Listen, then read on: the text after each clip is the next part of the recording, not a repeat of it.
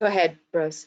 Okay, pursuant to Chapter 20 of the Acts of 2021, this meeting of the Somerville Community Preservation Committee will be conducted via remote participation. We will have a video recording available upon request as soon as possible after the meeting. All right.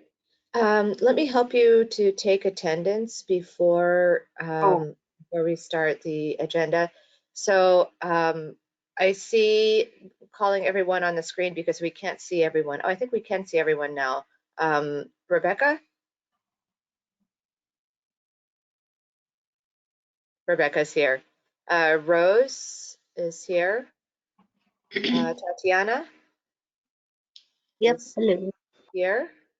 And Jahan? Yes, here. Is here. David Turin? Yes. And Laura Boretsky? Yep. And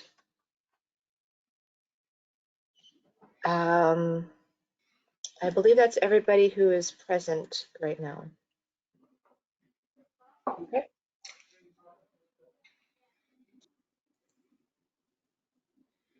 Great. So, yeah, go ahead. Should I say Sarah. something?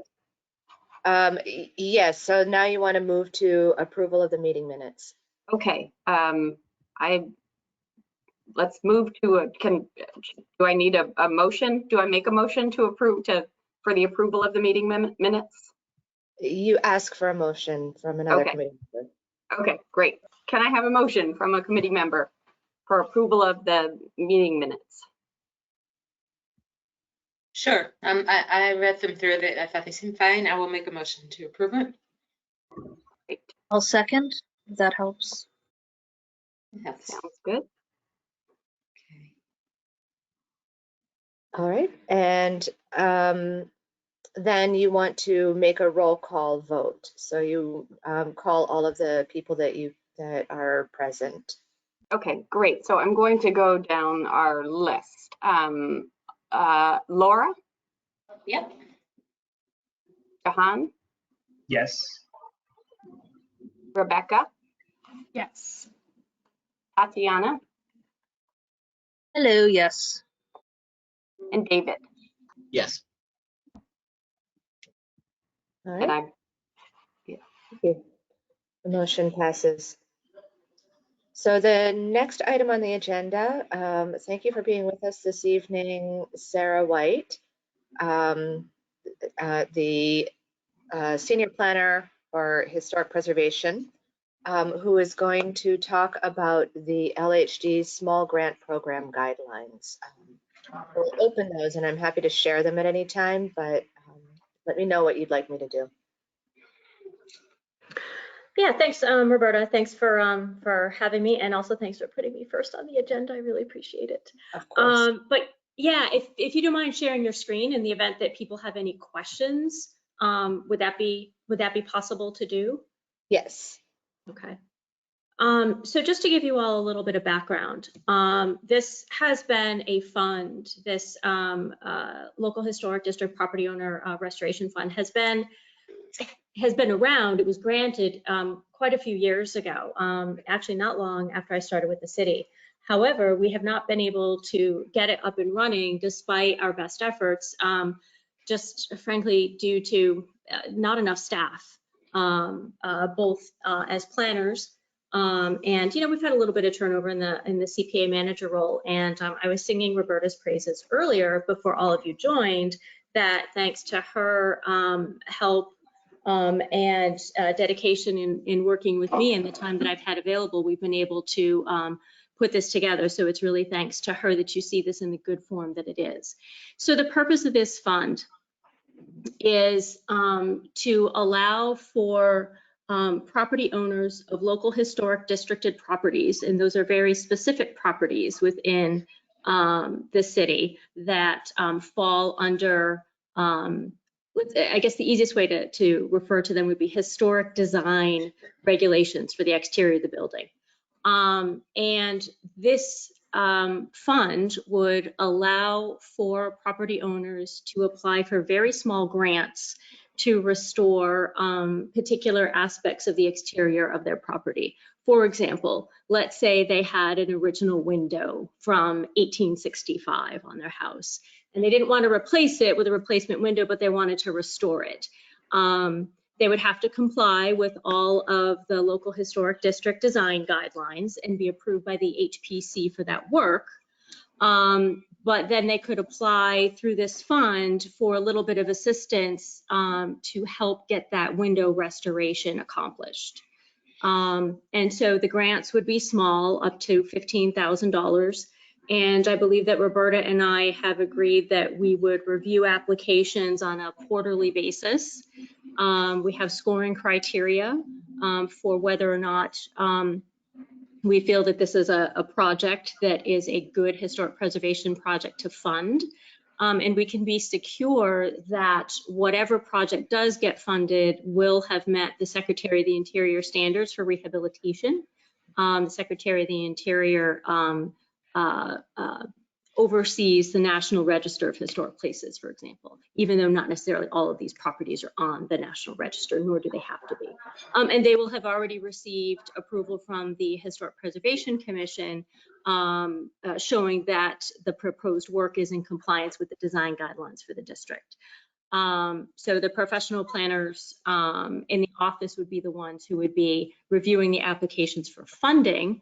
And we'll already be familiar with the project since we'll have helped them go through the process with the HPC already. It's $150,000 is what we received. I mean, it's a one-time fund. What we'd like to see is that it be so successful and to see more people applying to do work on historic properties, that perhaps this could be a recurring fund if we were to deplete it and come back at a later date for more funding. But you know, in order to do that, we really need to show that it is successful, that that we have good projects that are being funded, and that you know the public is benefiting by the passive education that is required to be provided as part of these projects that they do. That's the nuts and bolts. Any questions for Roberta or I? Go right ahead. Hi, this is Dave. I apologize for keeping my camera off, but just so people aren't watching me yesterday's jambalaya. Is it district, I was looking at the list and it looks like it's property based, but it's called local historic district. And so I was trying to figure out, just following the verbiage, is it specific districts and it's all the houses in that district, or is it a house by house designation? So under Massachusetts General Law, Chapter 40C, which is the enabling statute to create a local historic district, a historic district can be one property, one structure, or it could be multiple ones. So we have a list of all of the specific structures that are designated as local historic districts. Some of them are part of a multi-property district, and some are part of an individual district where just that property itself is designated. Okay. And is that based on its age or some other simple factor, or is it more complex than that? It's quite complex, actually. It takes a lot of historic research, architectural research, a lot of study, public hearings in order to create the district. Something called a preliminary study report needs to be written, which takes actually quite a bit of research on the part of the planners. We have to associate, we have to determine why the particular properties are important, either by virtue of who live there or events or the architecture, et cetera. And sometimes it's the interrelationship between the properties in a district that also make it particularly special. So there are a lot of different things that come into play. On average, the state will say, because the Massachusetts Historical Commission provides advisory review of the districts that are proposed for creation, they will tell you that on average it takes about 18 months to create a district. So that depends on staff levels and the number of properties that you're considering, et cetera. So it's actually quite an involved process. So is that list that's a link to that document? Is that then the official final list, or is this still a work in progress to formalize or finalize that? The list meaning of local historic district properties? Yeah. Okay, so the list of local historic district properties that can be found on the Historic Preservation Commission's website are the ones that are currently designated. The designation of properties occurs all the time, like, well, I shouldn't say all the time, because it depends on the amount of time we have. But the last one was designated in 2017.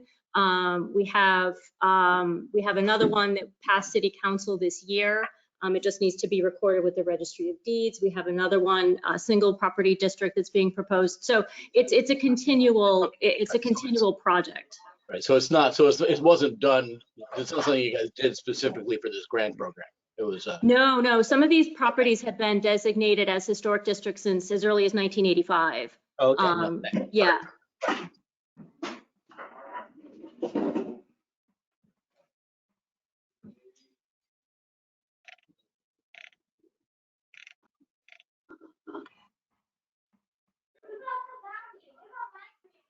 Robert, are you working on bringing Alan in? I just did bring Alan in. Okay. Yeah, I'm here. I'm here now. Came in as an attendee. I don't know why. Yeah, I don't know why. Use the link off the agenda.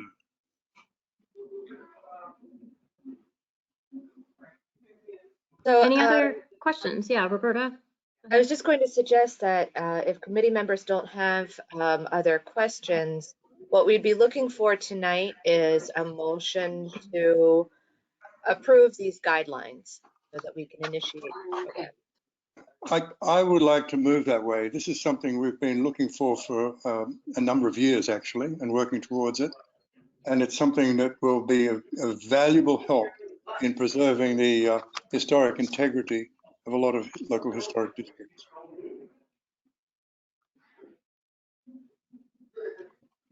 I will second the motion. Thank you, Rose. Actually, Rose, since you're acting as the chair this evening, Okay. I think we could ask for a different member to I can second. second, or Jahan can second. Sorry. Either way is fine, no problem. Laura, you spoke up fastest, so Okay. then you'll take a roll call vote. Okay. So Alan made the motion, Jahan seconded. Laura? Yeah. No, yeah. Good. Okay. Rebecca? Yes. Tatiana? Yep. Okay. And Dave? Yes.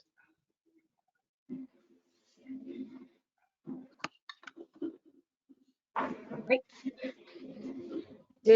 Was that everyone? I think that was everyone but me. I also Okay. approve. I'm sorry, it goes in such a random order that I can't keep track. All right. right. Well, great. Thank you all very much for your time. I really appreciate it. And have a good evening. And thank you. Excellent. Thank you, Sarah. All right. Bye-bye. Good to see you, Alan. So Rose, I would suggest that before we move on to the next item on the agenda, we typically start the meetings with opening up for public comment. And I notice now that there is a member of the public attending. So maybe that person could raise their hand if they would like to ask a question, or I might be able to unmute them.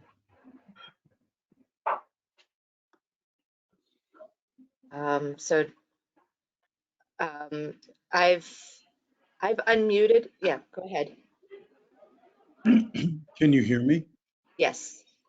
Yeah, my name is Ron Cavallo. I live in Somerville and have for a number of years. And I just wanted to introduce myself. I've been working diligently to attend a number of various committees, and overall, with just one exception, I've been really impressed with how cordial and dedicated and committed everyone appears to be. It's fascinating to see. Working for the city, I've learned a lot in the last 2 weeks. It's a strange sound. I've learned a lot about the inner workings of the city. I was, as an aside, really surprised to learn that we have $21 million in reserves. That's wonderful. Really surprised to learn that there's a school that needs $1 million worth of soil remediations, and it's just fascinating. And it's left me very impressed overall, again, with just one exception. And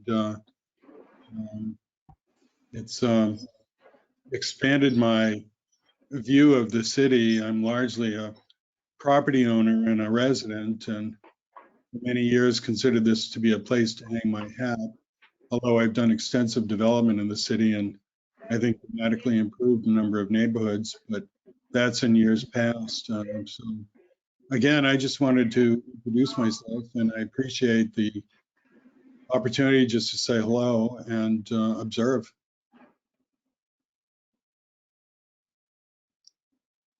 Thank you. I would encourage you to come back next month when we have our public hearing. If you're not aware, if you visit our website, that's somervillema.gov/CPA, you can find information about how to contribute to the annual review that we're undertaking right now, including a survey and attending our upcoming public hearing. I will do so. Thank you. Thank you.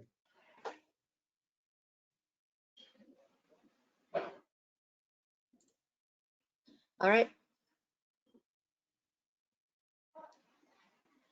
Rose, would you like to resume? Sure, let's resume and pick up.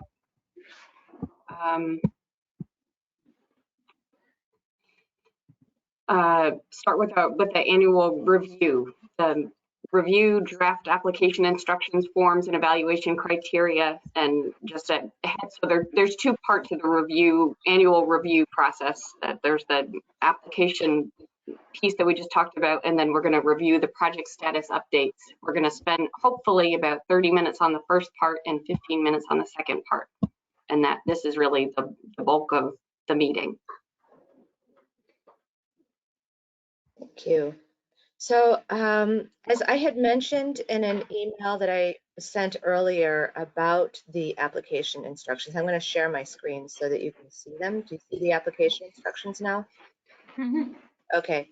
So the application instructions are updating what we've used in the past. I've just reformatted a little bit, and it's mostly following the same process that has been used in the past, but with a few exceptions. So we talked a few months ago about the timeline and about adding a step for intent forms for non-city applicants. But what I particularly wanted to focus on this evening with the committee members are a few decision points that I'd like to run past the committee so that we can finalize, decide, if there's any tweaks that you want to make to this packet and have the packet be ready to use. So I'm going to jump ahead to the first of the decision points, which is the comparative evaluation criteria. So I had previously shared a draft of the comparative evaluation criteria with all of you when I first started last summer. And it was agreed on then that it would be better to hold on to it to use this funding round when we can introduce it at the outset so that applicants are able to consider the comparative evaluation criteria themselves as they prepare the applications. So at the same time, we wanted to also give committee members further opportunity to absorb this information and to provide any suggested edits. I did receive some suggested edits last summer, which I incorporated into this already. So let me know if any of you would like to suggest some changes now.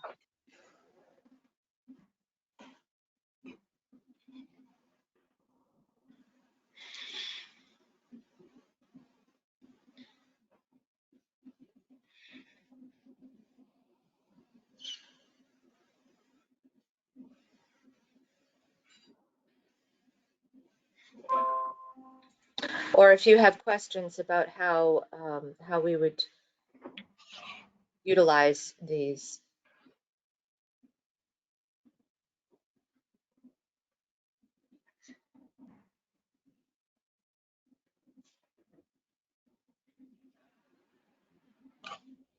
Roberta, can I ask, would you make it just a chunk bigger?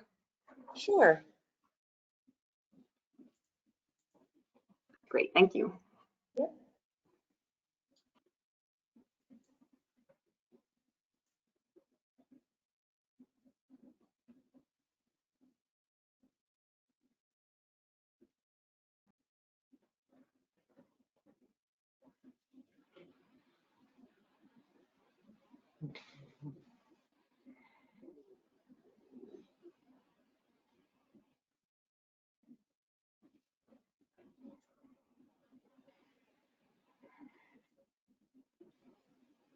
Roberta, I've got comments on this, the criteria, because I already did when you first shared it. I'm just, I'm looking at the packet and seeing that just how daunting, it's very big, and I'm wondering the format, like who will get this and when? Like the application, I think our application is really succinct, nice, kind of to the point and not too long. And I see all these additional pages, they're important.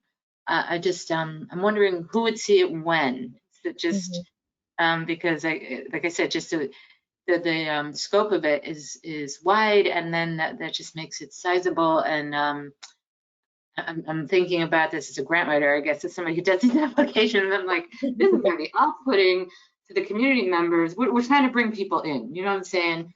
Yeah. So this is a 17-page packet, and who's going to have, how many of those folks who might be interested in doing something are going to have the bandwidth to look at that and not say, whoa, too much, I can't do it. And so I'm not saying the info shouldn't be there, but how it gets distributed and when is my question. Do you see what I'm getting at? Yes. Well, a question that I have is whether you would, whether you see that any specific information or material in this application packet is extraneous, or how you would suggest paring down the material.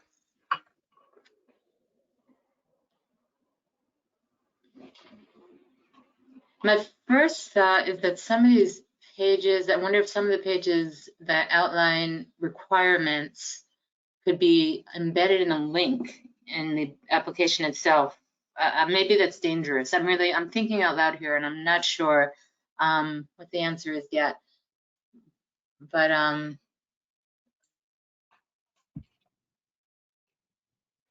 yeah, that's like the disbursement guidelines. That's not something that has to be signed. That's something people know about. I'm looking at page 30 here. For example. Yeah. So there's appendix material. I'm going to jump back up to the top. I'm sorry if I make you all dizzy. So the grant agreement information. So a change from our previous application packet. In the past, our application packets have required that the applicants actually fill out a whole series of forms that are really unrelated to the application. And you may remember seeing in prior applications some disclosure forms, some acknowledgements of city policies that they were required to sign as part of the application. And so rather than actually requiring the applicants to sign those forms, I'm only, section 4 here, grant agreement information, is informing the applicants that they will have to sign those forms and showing them what the forms are, so that if you don't agree with signing those forms, don't apply for the grant. Because if you are awarded the grant, then you will have to sign them in order to receive the funds. But we're not asking them to fill them out in advance, which is what we used to do. And so those include, I'm jumping back down, sample grant agreement and preservation restriction. So all of these are the highlighted in yellow because I still need to confirm that this list is complete and correct. This is all of the forms that need to be signed by grantees if they receive, if they're going to receive CPA funds when they sign the grant agreement, which is a lot. It's unfortunate. It's something that it's challenging for grantees, and I'm doing what I can to try to make the process easier for them. It's just what the city of Somerville requires. So the purpose for section 4 being in the packet is to inform the grantees ahead of time of what they will have to agree to in order to receive the funds. So that begins. Hi, Tatiana here. Go ahead. Sorry, I just had a quick question, and maybe I'm missing the obvious, but if we're giving them a review, are these documents, private isn't the right word, but are these documents that anyone could leave signature, but like, these are the agreements that one needs to sign if you do get CPC funds? Because if they are open to public, as anyone could look at them, would it be possible to maybe just put them as a page or like a downloadable document on our page on the Somerville City website, and then just have a link in the application packet? I think Laura was sort of implying that, but I was just wondering if that is a possible solution that might cut down the length of this a tad. We can do that to separate this into 2 documents and to make section 4 be a separate document. The danger of doing that is that people might not bother to read section 4 and then not know what they will have to agree to if they receive the funds. But then again, we will have an opportunity through the application process to make sure that they're aware of that these requirements will be in place so that they can, in fact, I could perhaps add a checkbox to the eligibility determination form saying, I have read this document, the section 4 document, so that instead That of would it be an excellent idea. I think Yeah, probably that's several actually years exactly. ago, we discussed that and thought that this is a good way of ensuring that they have actually read it and they will be abiding by it.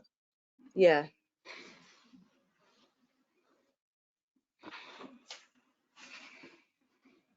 I'd actually taken it a step further. I'd ask them to actually initial and date at the bottom of each page, stating that they've read and understand. But that's me. Okay.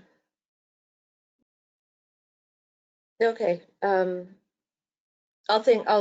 consider it, because that actually goes back to lengthening the process rather than streamlining it. No, it doesn't really, because they're going to read it and they're going to sign off on it anyway. Okay. It's like any normal contract that you take. If you're buying a house, you've got to sign on at the bottom of each page anyway. Yeah. For a mortgage. So people accept that, and we've had so many people come back and say, "Oh, I didn't know that was enforced for us," or I didn't understand what that meant. You say, "Okay, but you signed for it." Right. Is it a hard copy that people submit, or is it an electronic form? An electronic form. Although I can make a signable PDF if we wanted. I'm just kind of trying to think, if we get to if there's like a signature page and they're just kind of saying we've signed off on all this, that's like maybe a page, where if they need to initial every page, I'm just trying to think what that does to the electronic process. And I'm not by any means suggesting we move away from an electronic process, just how to integrate this conversation into it. Well, one way that I could shorten it, rather than perhaps having them sign every page, is to use this list that's on the screen right now as a checklist and have them initial every line of this so that they are responsible for knowing that each of these pages exists in the grant agreement and acknowledge that they'll be willing to sign that. And just to try and go back into this context of this discussion, has it been a problem in the past with having applicants either follow all these instructions, or do you think that people haven't applied because they find the process daunting? Or I mean, I'm just trying to figure out whether this is, besides it being, you know, a large document, if there's kind of an historical, you know, problem has been brought up. So the first problem that I'm looking to solve with this is that I'd like to eliminate these forms from the application itself. Because to me, it doesn't make sense that these forms were included in the application. And then if the city is applying, they don't fill out those forms, and that makes it a different application process for the city versus non-city applicants. So by eliminating these forms from the application itself, we are equalizing the process for city versus non-city applicants. So that's my first goal, is like to take these forms out of the application. The second goal is, yes, to make sure that all of the applicants understand that they will be subject to all of these. So under the CPA grant agreement and the City of Somerville standard contract heading forms, those we can't sign a grant, we can't give them money until they've signed every one of these. And it took us last year almost the entire year to have this packet complete from some of the applicants, and that I take some responsibility for, because staff turnover contributed to our dropping the ball on our end and not being prepared to move it forward. So I can't lay it all on the applicants. But it is a very confusing process. So I'm trying to make it easier for the applicants to navigate the process by knowing upfront what's going to be involved. And then it also signals to me or to anybody else who's in my shoes to know what needs to be collected in order to move forward. And then under sample restrictions, the preservation restriction and the conservation restriction, and in fact, I need to also add a public, possibly a public use easement as another checkbox. We have had applicants in the past who have not cooperated with submitting, with creating preservation restrictions. So that's something that we want to shore up and ensure that they will be willing to do that, or they can't move forward with the application. Yeah, David, I'd like to support Roberta on what she said. We have had those issues, and part of the issue has been some, let's say, innovative interpretation of the forms by the applicant, and some of them have been a lack of their diligence in actually doing it. But also, I think what Roberta is doing is clarifying the language so that it takes away some of that innovative interpretation. And this is why we sort of came up with the checkbox thing before, was that this, yes, I've read it, got it, all right? Because we have, especially with historic preservation, we've had this, and it's caused a lot of angst, not so much to the HPC Commission, but particularly to the staff, and it's slowed things up immensely. So it's best to get it sorted out in front with clear language, and then everything seems to run smoother. So I completely support what Roberta's saying and doing here.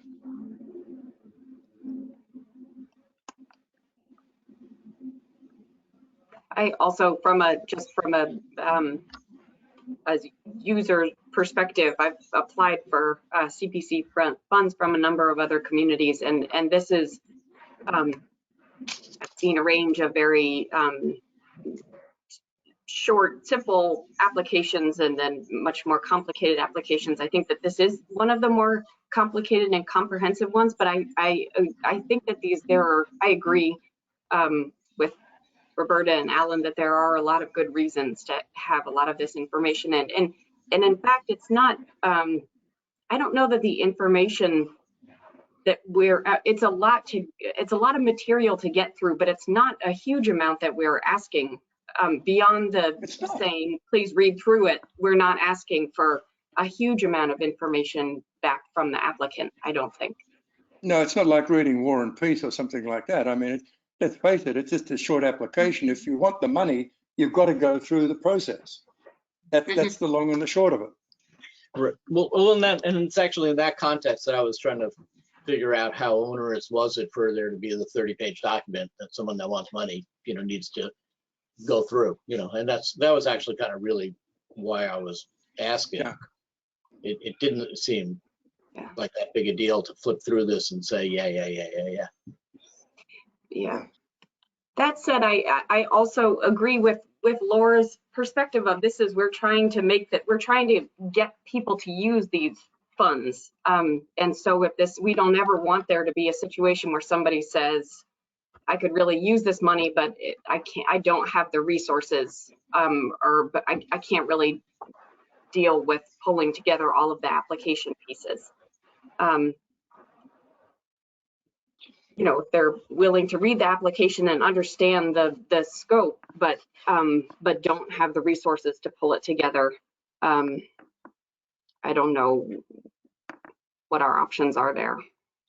I think we've only had one instance with historic where that happened, and that was with the Adams Magoon house with the windows, which is still before us, where the applicant has difficulty comprehending the nature of what she's asking for. Mm-hmm. And I would like to help, that's a great example. I'd like to help any applicants with who are having trouble navigating the process to make sure that it's very clear to them that I'll help them as much as possible to get through it. Right. So Roberta, I'm glad that you mentioned that because you graciously offered to help particularly new applicants, and I think we should publicize that a little bit more. I know it's on the application, but as we go through the process, I think it's going to be very helpful so that new applicants are not intimidated by whether it's the size or the content, or possibly both, of the application or the process. So I think that's a great idea. Yeah. And Jahan, just to talk to that, Roberta, Sarah White have both been helping this applicant. I've actually been out on site and looked at the site twice now and talked with the applicant and helped her with what she needs to do. So it's not as though we're not doing this. It's when we find somebody that doesn't have the capability to do this properly, then yes, we are actively helping them. Right, Alan, I certainly appreciate that insight. I'm thinking more of maybe applicants who are considering it, who have a need, who are considering it, and they just don't know where to go. But to your points, well taken, much appreciated. Yeah, good, thanks. One thing that I see is missing. So I've just been flipping through to think about in response to your critique of the length of the application, flipping through to think about what information might be too much information for applicants. Most of section 1 is just instructions and an explanation for how the process works, which I felt would be helpful for applicants to know. You could skip most of this section and still be able to fill out an application successfully. There is a section at the end that says important additional application guidelines, which might provide some information that that might be unique to Somerville that you would need to know. And the section 2 is eligibility and comparative evaluation criteria. So it's a shorter section, and I think like this is really essential information. Without this information, you can't determine whether you have a project that could apply for CPA funds. Roberta, something that I did a couple of years ago for the small local historic district grant was develop a simplified flow chart of the process. Okay. There are a lot of people that are in our community who see things visually and look at a form like this and see a tombstone. And that's difficult, but if you put it in a picture, they can follow it. And maybe to be able to put the process in a very simplified flow chart. I did one that looked kind of technical, but make it look kind of happier and more artistic, would give people an idea of how step C comes after step B and D after C type of thing, and it puts it in a perspective for people who have that visual acuity to be able to look at things in that particular context instead of being able to read. They might be dyslexic, for instance. That's a great idea, Alan. I'm not sure that I have your creativity to represent it visually. Oh gosh, of course you do, Roberta. To volunteer to create that flow chart for this purpose. Yeah.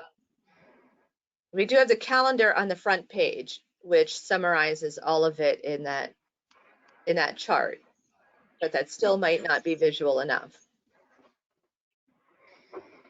Well, that's pretty visual, actually, isn't it, when you think about it?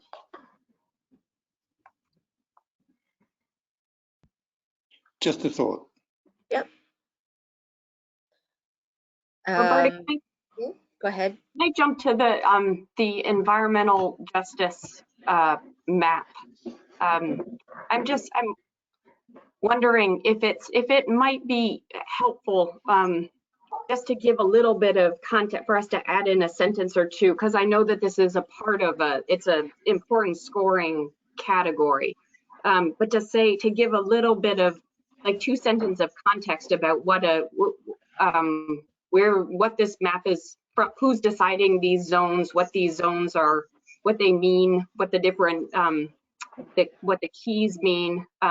Just to say this is a federal designation, Yes. and to just give a little bit of maybe a couple sentence background on that, I think would be great. That's a great idea. Yeah. And to sort of have it, just to flesh that out a little bit more, to have it be it's a piece that's an important thing to us. The environmental justice and we might not use that same term, but it is important. We're using the federal guidelines, but it is an important term for Somerville. And yeah. Yeah. Okay. One thing that I wanted to add, that just occurred to me as we've been talking this evening, which is missing, is I might need to add some material about the requirement for a public use agreement of some kind. I don't think that I've underscored that anywhere in the application requirements right now. And I did just today receive an inquiry from someone about whether they might be able to use CPA funds for historic preservation project that would be inside of a commercial building. And I think like I'd want to be able to point to a litmus test that's in our application, our eligibility requirements, that makes it clear that for it to be a CPA eligible project, there needs to be some guarantee of public access. And that might not be possible with a commercial building. I don't want to say it never will be. There might be an exception, but that's a requirement, a hoop that they would need to be able to demonstrate that they can jump through before it would be an eligible project. Typically, the HPC doesn't attend to anything on the inside unless it's going to cause structural damage and the place is going to collapse. The one exception to that was the mural on the wall of the post office down in Union Square, which we did put a preservation order on. And that's inside, and that post office is now a commercial building, professional commercial building. But the mural on the inside is something that we attended to. But we've also done some things like the bas reliefs in wood that are down at the Central Library. The main concern with Community Preservation Act is that to use public funds, it needs to be preserving a public asset. So what makes it a public asset is either being on the exterior of a building or being inside of a building that the public has access to. Yeah, like the library, West Branch Library. Yeah. Exactly. Yeah, got it. Agree. So one other section that I did want to call to your attention is in the application forms, the narrative questions, narrative prompts. See if you have any comments about the narrative prompts. I have edited these a little bit from what had been in the previous version of the application, but the purpose for the narrative prompts, first of all, we don't want to ask so much of your applicants that it's a burden for them to answer them, nor do we want to burden the committee with a lot of verbiage in your applications that doesn't help you to make a decision about the project. So that's the balance that we're trying to strike. It's what questions are going to give you the information that you need.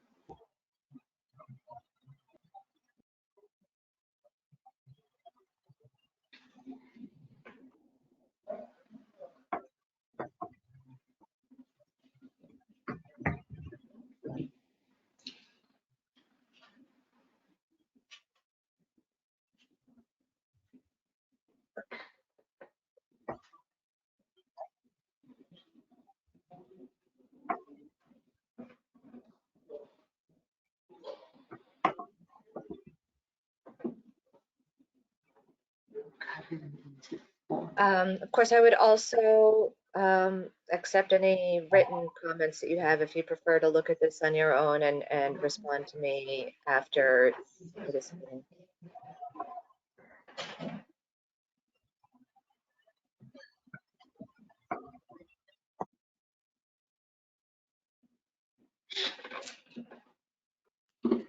So go ahead. Sorry. I was just going to ask if we, do we ask the Affordable Housing Trust for their review of this before, or at least for the housing related sections? So we don't really have any, we don't receive any housing applications.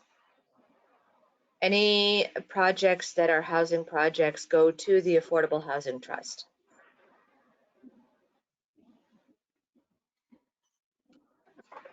Yeah.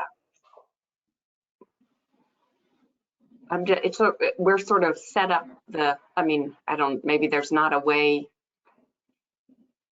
but in our ranking, in our sort of the vetting criteria, we do talk about vetting housing projects, right? If you go back up to that eligibility chart.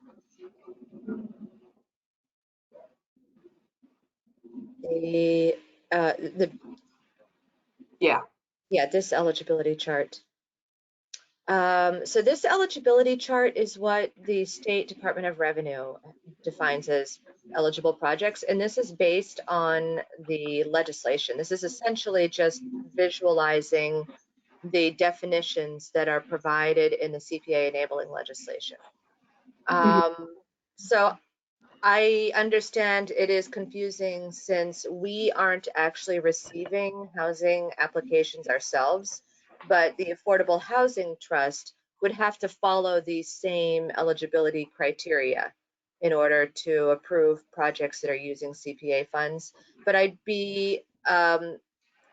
I'm hesitant to change this chart because this is just the basic chart that's used statewide for CPA eligibility. Okay. That makes sense. Laura, you Yeah, so the instructions above the prompt, it says it's advisable to complete these questions before filling it or cutting, pasting it into the form, something like that. Yeah. But the form itself, what could be confusing is that you have these prompts and they're numbered, but the form itself isn't going to have matching numbers, right? So I have not yet created the form. It's my goal to move this form to an all electronic format. Mm-hmm. And I mean, applicants can do it from a PDF and in Word if that's their preference, but the default I'm hoping is going to be all online, and I haven't yet set that up. So Right. I can change those instructions if it turns out that they can save and come back. But this has been something that I've experienced because we went online a couple years ago in Medford, and the first round of applicants really struggled with this because they realized that they couldn't save their work and they had to fill it all in at once. Right. Yeah, like again, I'm thinking about this completely from a grant writer perspective. When I do applications that are online, I actually put the questions in a Word doc and do it all in Word offline, and then cut and paste it back in. So this is a lot of questions, right? This is, you've got like 15 plus things here, and that's an unusually, well, it's not unusual, but that's just a lot. And it's not how I recall this application being. I think I think these could probably be condensed into a smaller number of questions, like project management, touch on these things, and like group 3 or 4 of those into one question. So that yeah, so like we could have, say, project description is question 1, and then ask them, although the first 3 questions, some of these are probably good to have as individual questions. But then as you get further down the list under financial, project management, maybe we can make bullet points under the question and ask them to respond. Because otherwise it might. Better off having them numbered, because then you've got a reference back to what it was. With a bullet point, you don't have that definitive reference point. You go say bullet 3. Well, we don't know what that means, but point 3 or phrase 3 or section 3 does have a direct reference meaning. Yeah. I think it clarifies it to have the numbers. Right, but if you're doing an electronic form, doesn't matter. Electronic or paper doesn't matter. You still got that reference point. Is there a way to have the form be something that they can work on iteratively? I mean, I got the feeling, Roberta, you're saying that once they start it, they gotta finish it. Can it be something that can be saved as a draft or exported and then imported as a complete document? Yeah, different platforms have different functionality, and Yeah. I have not yet played around with the platform that I'm going to be using to figure I out. certainly, yeah, I mean, I certainly can see that trying to do all of this in one sitting, you know, and then if you don't get to it, you got to start again would be pretty frustrating.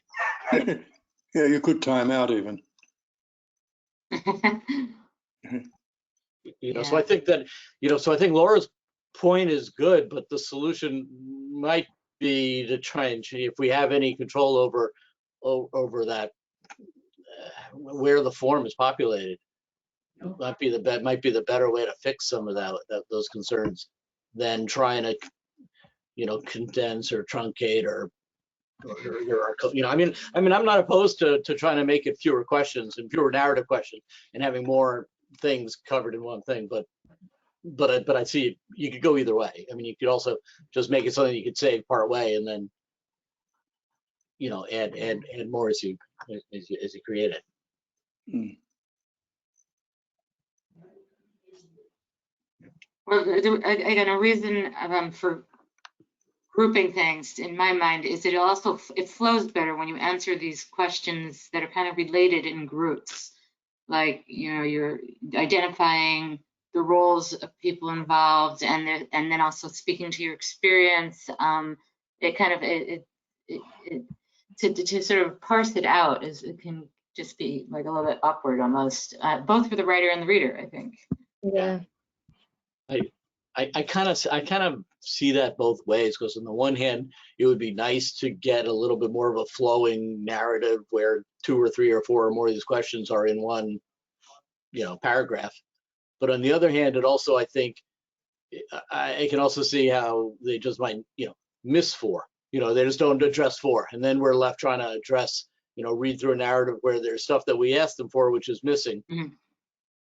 You know, because we didn't pull it, you know, and I think Roberta was kind of getting to that too. I mean, I think if there's stuff that's really critical, that if they don't include that, we're gonna have trouble reviewing the application, then that should be a standalone. And if things, you know, that we can, you know, it's more of a touchy-feely narrative about what they're trying to do, then maybe we can try and condense, you know, so maybe it's a mix and match. But I do think that if you give people like 7 items and say, you know, address these in a paragraph or a few sentences, you're going to find stuff is missing.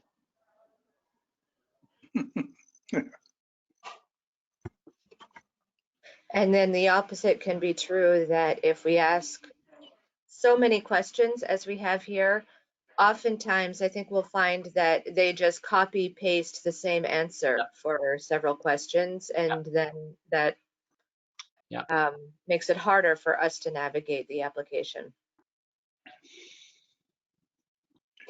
Yeah. Well, I think that comes back to a lot of how you phrase the questions. Mhm. I was going to suggest you could consider putting feasibility in the financial section, you know, because it's sort of, that's usually where one puts like, yeah, our project is sustainable because we have these other sources of funding, or we're fundraising from these places, or whatever. It's often a financial thing. You know, you allude to the time frame too, Yeah. but again, I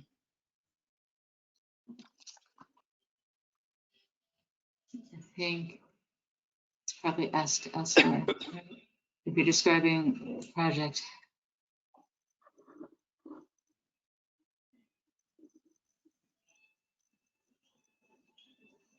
Challenges, right?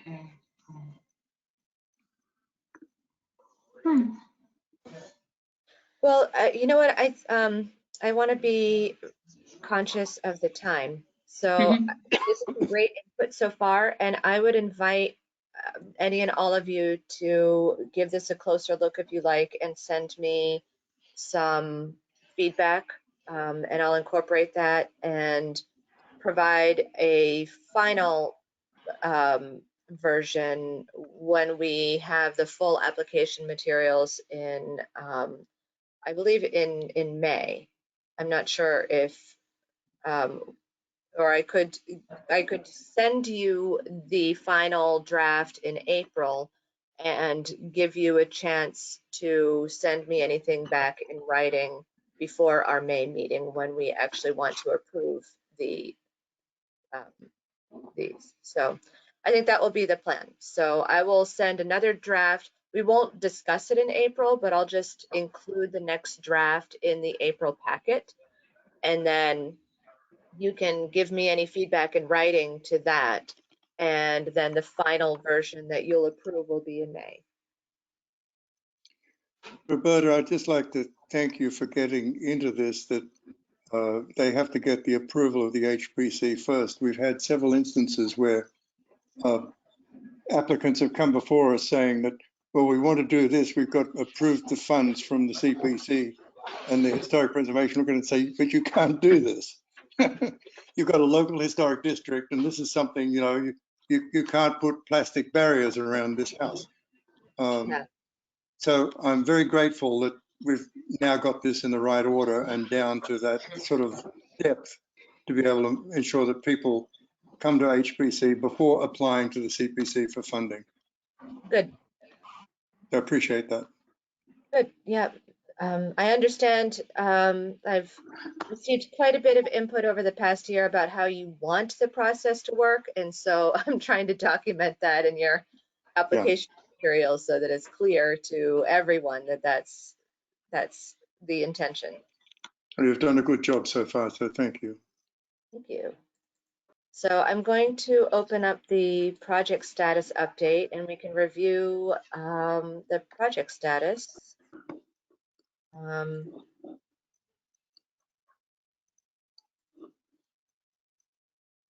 So there isn't, this is really for your information more than anything else. This is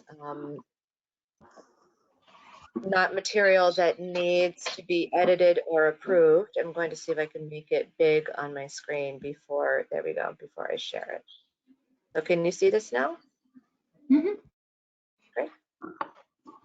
So I've gone back and looked up every project that the CPC has ever funded. And in fact, I was able to find a list of projects that the Affordable Housing Trust has funded as well.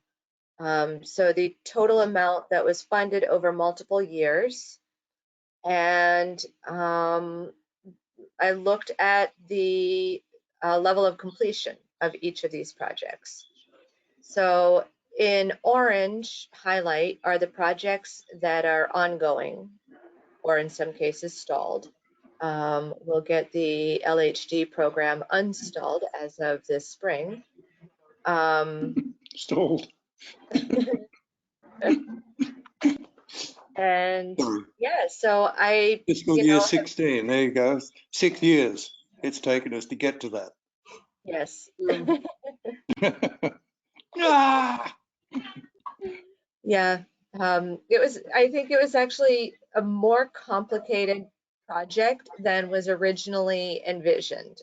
It just, you know, it was a simple idea, but executing the idea was not as simple as everyone thought. 6 years, Roberta. Sorry. That's all right.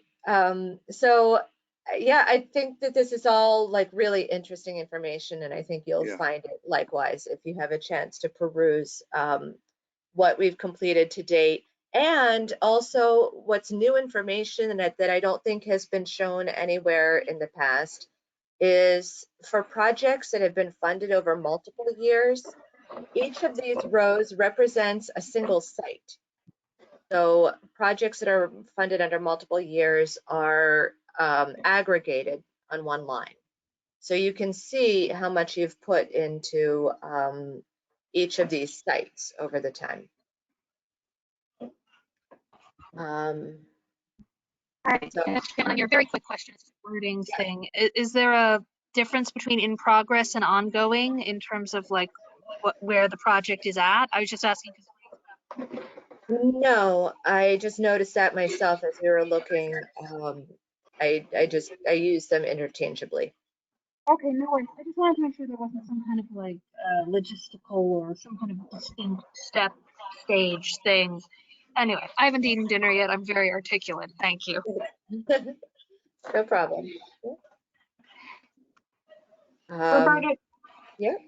do you know if this is, if the, does this include projects that have been bonded, like the bonded amounts, or does it just include the actual CPA grants?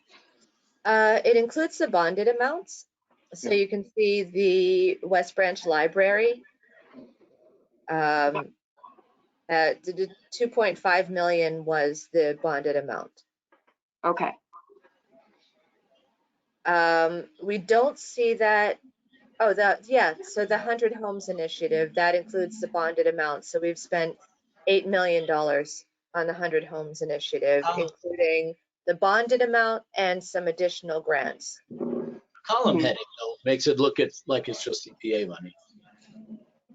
It just says CPA funds. Yeah. Yeah. So that 8.3 million is all CPA funds, but some of it was bonded. So they took, they made a request for $6 million at one time. And we are, and we took out, and the CPA took out the bond. yes. Okay, I'm sorry. I thought it was a kind of a co-funding thing. No. Right. We're paying the debts, we're servicing the bonds out of CPA funds. Yes. No, I'm sorry. I understand now. Okay. You know, this is really great stuff, Roberta, and it shows what the CPC has accomplished. But, you know, few people know about this. I think is the big missing link here, is the PR side of it. Yeah, we're working on it.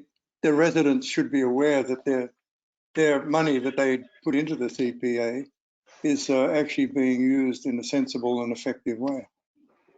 Well, I hope it's sensible and effective. Yeah, we're working on that PR piece. Yeah.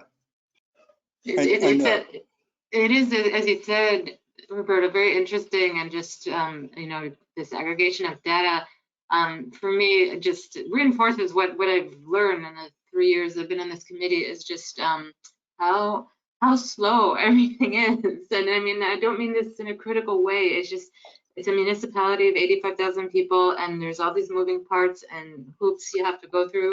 And I'm the West Somerville, I actually attended the Improvement Council's meeting, and Arn came and spoke and gave an update just last week. And I did the original application for that. I wasn't on this committee. I was just a parent. And it looks like the playground might get done before my daughter graduates. She's 7th grade now. So, but that is just what it takes, you know.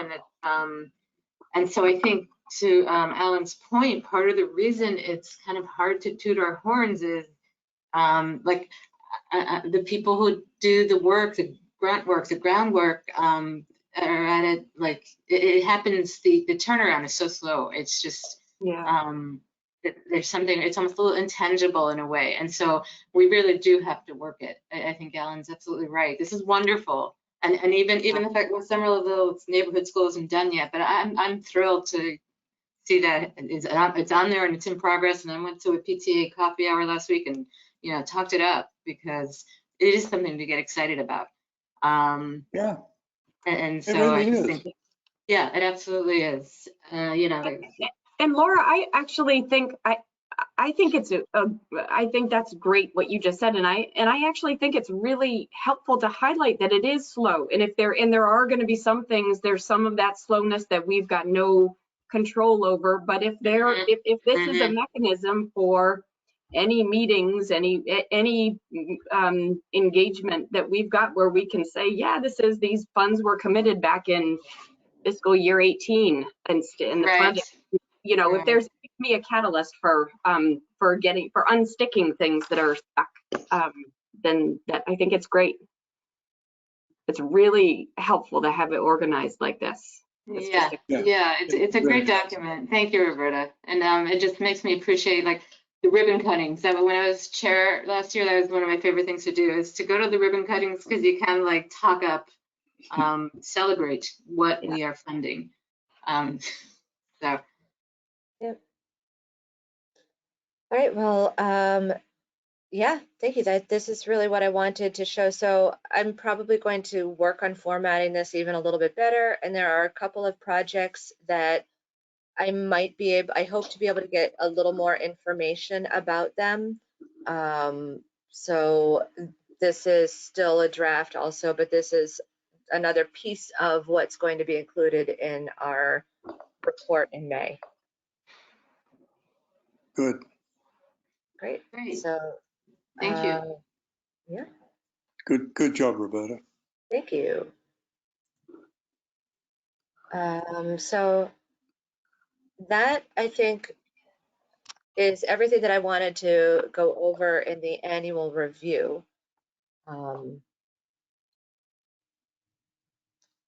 But I can move on to other business if there is anything that you would, nothing else you'd like to ask about the annual review. I'm just going to, so I had sent you in advance a written report, coordinator's report. So hopefully, I can read from this as well, put this on the screen. You have all of this information, so I don't want to spend any more time than needed on it. Share it again. All right. So I have I've been doing quite a lot to prepare for the launch of the public outreach effort, including preparing the survey, and I created a site on Summer Voice. I don't know if any of you have used Summer Voice before. It's an online interactive format that the city has where there are surveys and a mapping site that you can add points so that you can make notes about specific places and neighborhoods that where you'd like to see some improvement or where you'd like to applaud some work that's been done in the past. So I've set this up for the CPC, and we'll see how well it's used. Then I have also created a poster and a video advertising the survey and the public hearing, and also sent out a newsletter and put it in our Facebook feed. So please, when you have this information via the newsletter or the Facebook, please share it with your networks so that we can get it out as much as possible. Just today, I sent out an announcement to all of the organizations that are on the organization contact list that I think I shared with you a few months ago, and asking them to share this the announcement with their constituents, so that we can try to utilize all of those networks to reach people. And I've also set up tabling events at the indoor farmers market and the 3 library branches in March. I'm going to actually open that file and ask that we look at it together, so that I would love to have some partners for each of these tabling events, if any committee members are available. So the Winter Farmers Market is on Saturday, March 19th, 9:30 to 1:30. And I'm proposing that it would be helpful if there were 2 different people available to break it up, so that I'll be there the whole time, but maybe committee members could commit to 2 hours out of the 4-hour block. And then we have dates on Saturday, March 5th at the East Branch Library from 10 to 1. Monday, March 7th at the West Branch Library from 4 to 7. And Wednesday, March 9th at the Central Library from 2 to 5. I can do West Branch on the 7th. Okay.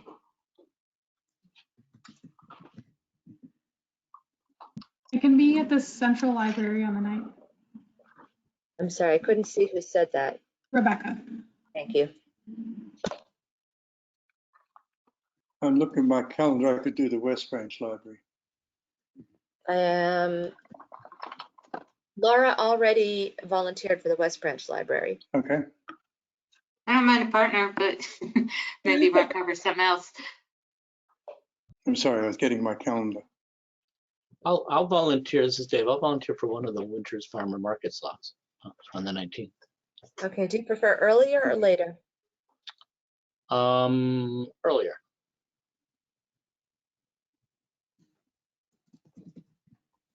Hey, Tatiana here. Do you anticipate having anything later in March or early April? It's just I have grad school interviews on the 22nd, so I'm not going to be a useful functional person for anything outside of that up until the 22nd. But I'm happy to volunteer for stuff afterwards. It's just that's hard deadline. I can't do it before then. Understandable. So I can definitely do East Branch, but I can do a later time slot. So the one that ends at 1 p.m. So East Branch, I have only one time slot for the 3 hours, although if you could only come for part of that time, that would be okay. Okay, that sounds good. Okay.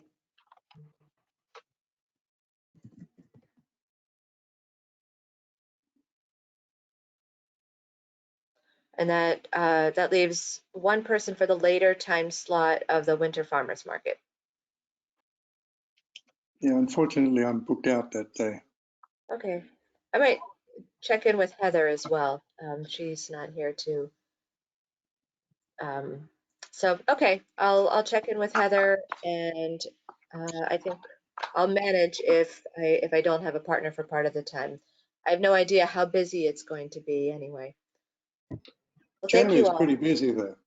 Is it? Okay. Yeah. Yeah. So it may be helpful. I might appeal to all of you if I can't find a partner, or I might just be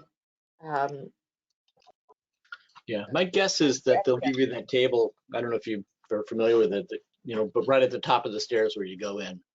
yeah. So, Yeah. A lot of people are probably going to be kind of focused on getting, inside. Yeah. Well, reach out to me if you have a problem, because if my 19th slips and goes pear-shaped, then I could be available. Okay. But at this point in time, I've got a booking on it. All right. Thank you all. I think we'll manage with that. So just one last reminder to please, if you are members of Facebook groups or have any other social media, please share the CPA events. So I've made postings on our Facebook page about the survey and the Summer Voice page. So, share those with other groups around the city. I'm not a member of other groups in the city. I kind of don't have the whole context myself of which groups are what. So until I feel connected with them, I'd rather leave it to all of you residents to help make those connections. So the next item that I wanted to report on is the lawn signs. I will be ordering the temporary lawn signs imminently to place at project sites that are in progress and under construction. The permanent signs are going to require further discussion and coordination with staff from several departments.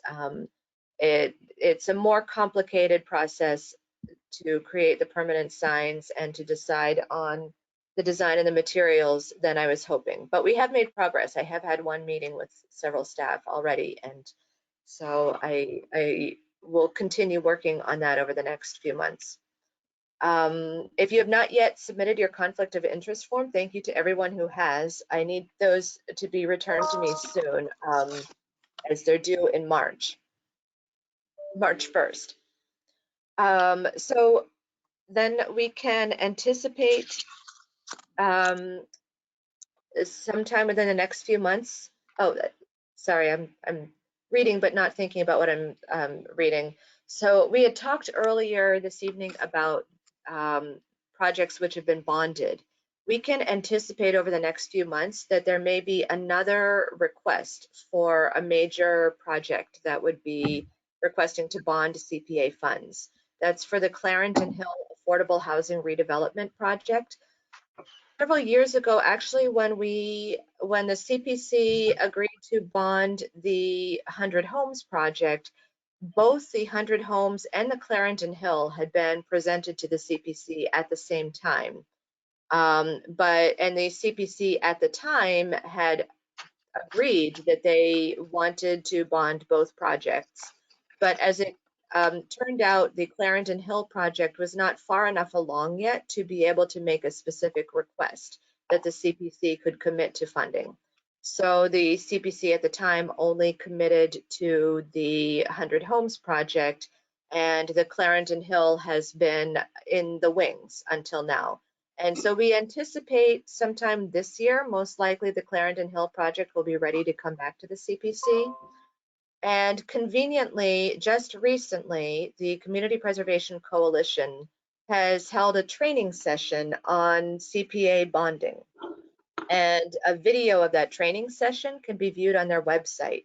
So if you go to this document that I placed in the meeting packet, you can find the link to that training video, and that might be helpful for all of us to learn a bit more about how bonding works with CPA sometime in the next few months so that we're prepared for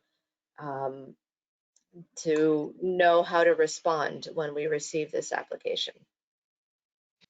Okay. Obviously, I need that. Good. And then the last thing that I wanted to mention is that a ribbon cutting has been scheduled for the Central Hill Playground on Thursday, March 10th. So you all will be invited to attend, and I'll be asking the chair if she or possibly the vice chair would be available to attend and willing to speak at this event. And so that's good news. Yeah.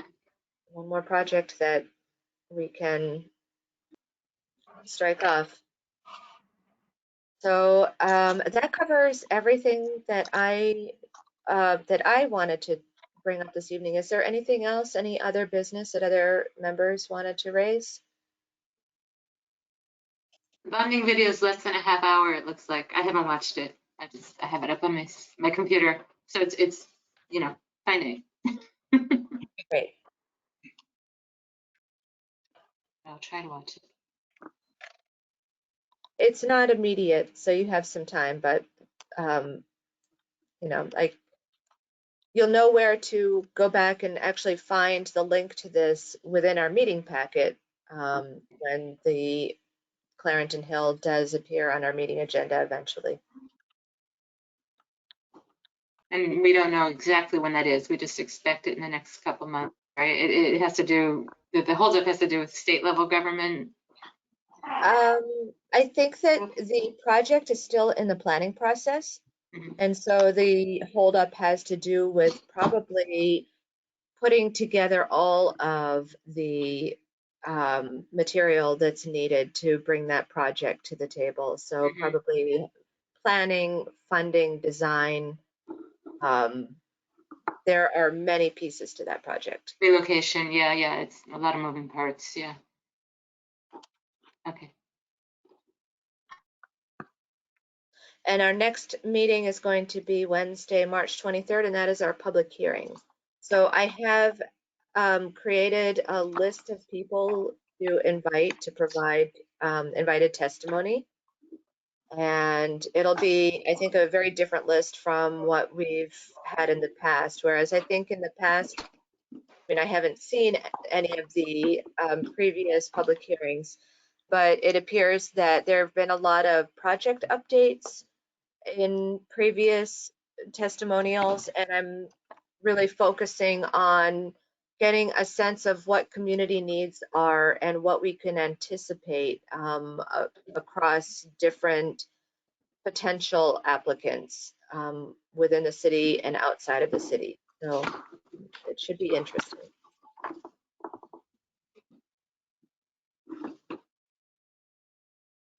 Good. So that concludes the agenda for the evening. Rose, do you want to ask for someone to make a motion to adjourn the meeting? One moment, actually, I'm sorry. Before you do that, I received a text, actually, a reminder from Sarah at the beginning of the meeting that when we opened the meeting, we didn't state the date and time of the meeting. So this is the Community Preservation Committee meeting of February 23rd, 6:30 p.m. So go ahead, Rose, and you can. Good. Does anyone want to make a motion to adjourn the meeting? I will make that motion. I'll second. This is Laura. Great, okay. And Roll we have call. to take votes. Do we? Okay. Jahan, Yes. David, Yes. Rebecca, Yes. Tatiana, Yes. Alan, did I get you? Yes. No, he made the motion, so you didn't have Made to. the motion. Oh, he made the motion, right, okay. All right, and I say yes too. Thank All you, right. everyone.